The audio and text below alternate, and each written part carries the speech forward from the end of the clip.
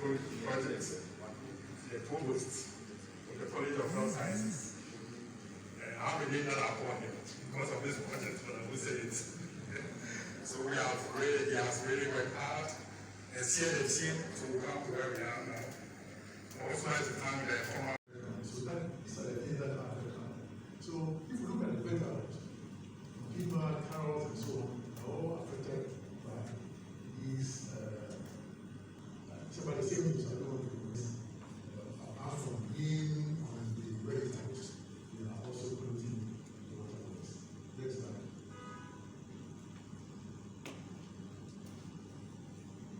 You know, right now, almost all the river basins are polluted.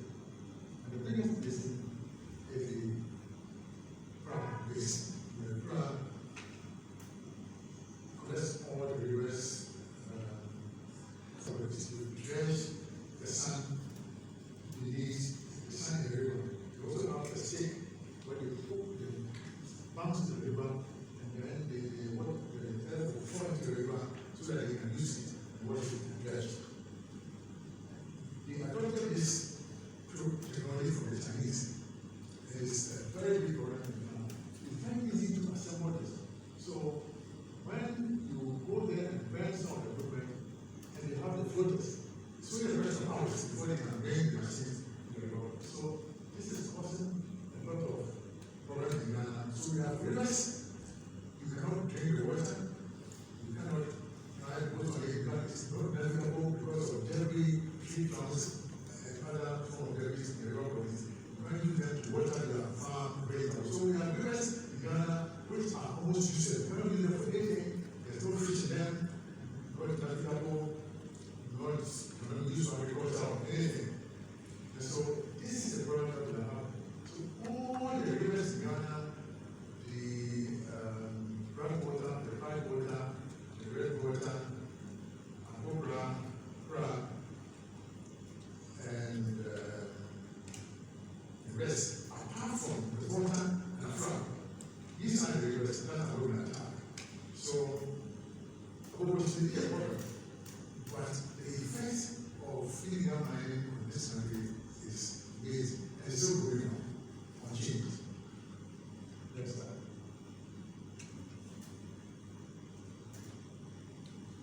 These are some of the things that I'm talking about.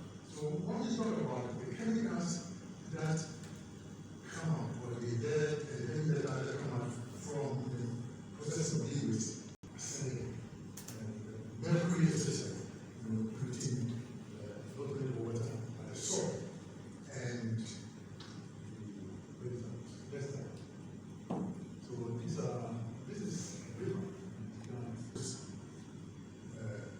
The tunnel river. So there was an offset that sent this picture to me when I was minister.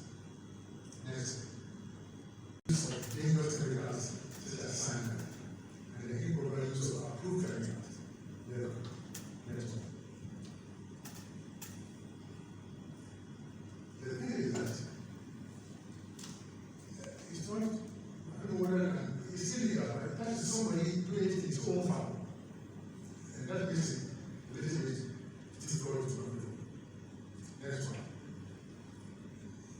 And this is now. He has his own farm in Wasabi. And he's a great farm, and this is what he and his wife children are going. So apart from the pollution of the soil, the water. So the federal government is supposed to be committed to improving access to safe water supply and sanitation to reduce pollution, but it's still going on. And gold mining brings with it arsenic, mercury, and sulfur contribution of water bodies. Next slide. Colleagues, friends, go to our guest speaker and our guest, Dr. Fabil. College of Health Sciences, University of Ghana. It's a twin event, which is a scientific conference and a policy gathering. for today, we have a scientific component, scientific conference component. For the scientific component, we had what we just saw, the opening ceremony. So we had a guest speaker who delivered a keynote address, who is a very knowledgeable person in the field. He's a surgeon. Professor Frimpong, you all know him, former Minister of Environment, Science, Technology and Innovation. Before surgery, he had a wealth of knowledge in how the environment affects health. And of course, his focus has been cardiac and thoracic health. And you know that air pollution actually affects respiratory health, which we investigated.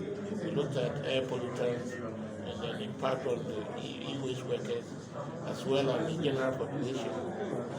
And so for him, he uses surgery to correct the health events that the environment impacts on people. And for us, we believe in preventive aspect of it, that even before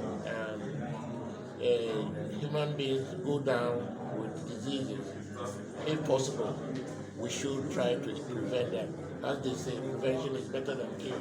It's more expensive and even very dangerous because once you get to the health outcome itself, we lose control because we don't know how the disease will progress in the human being.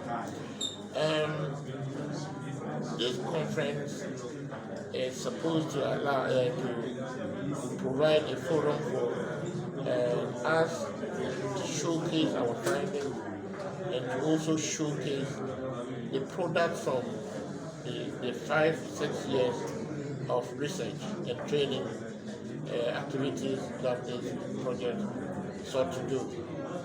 And as you will see in the next sessions, there will be 2 plenary sessions for students and postdocs, PhDs, to afford an opportunity to present their own research findings.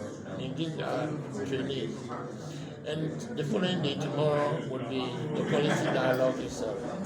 And what we think we want to achieve is sort of try to bridge the gap between research findings and policy formulation. And as you know, in my earlier remark, I had indicated that we are aware that it's not always that the knowledge we generate actually lead to a policy change, the needed policy change that we anticipate. So we know that, but we don't actually understand what the issues are. That we know so much, and yet the knowledge does not reflect in our actions. And what we are expecting is that this forum will provide an opportunity for policymakers to dialogue with researchers, scientists, to see how we can then bridge this gap. That's the focus of the event.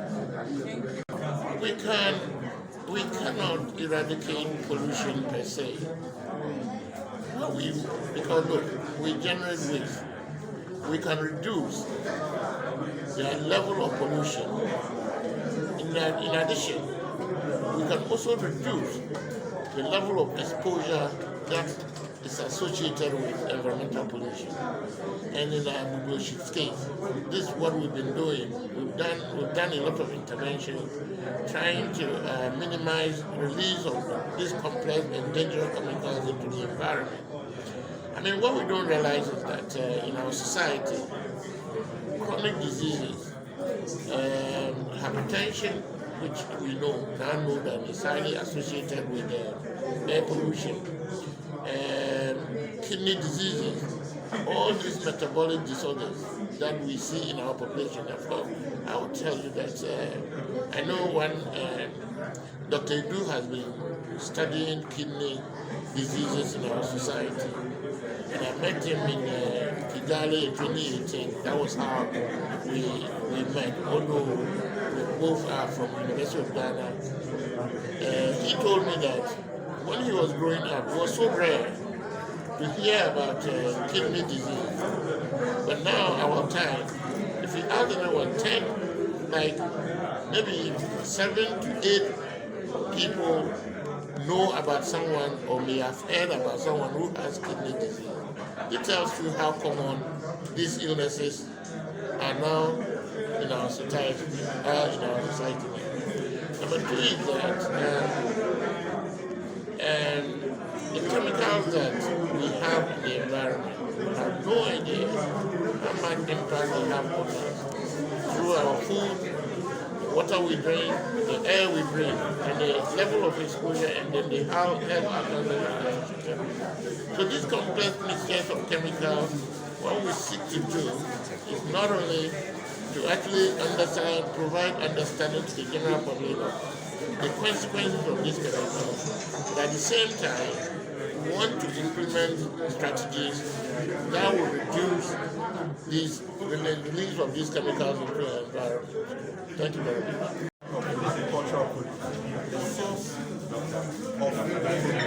Because it's also documented that pollution also occurs at the source and also at the destination.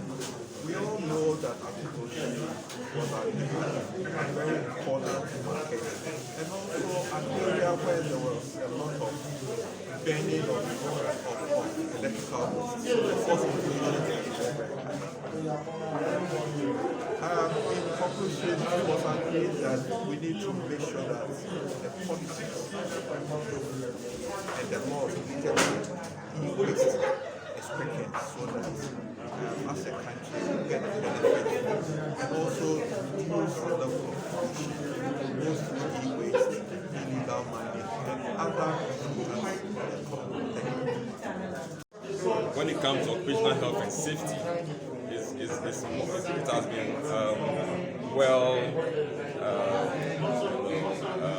integrated into the activities of the formal sector. But as we are all aware, the informal sector forms a chunk of the economic activities in the country. Yet, occupational health and safety matters have not been well articulated when it comes to the informal sector.